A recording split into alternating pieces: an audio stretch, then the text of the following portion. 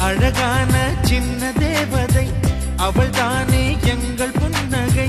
நாள்தோறும் இங்கு பண்டிகை, நம் வானில் வான வேடிக்கை. இது போல சொந்தம் தந்ததா இறைவாவா நன்றி சொல்கிறோம்.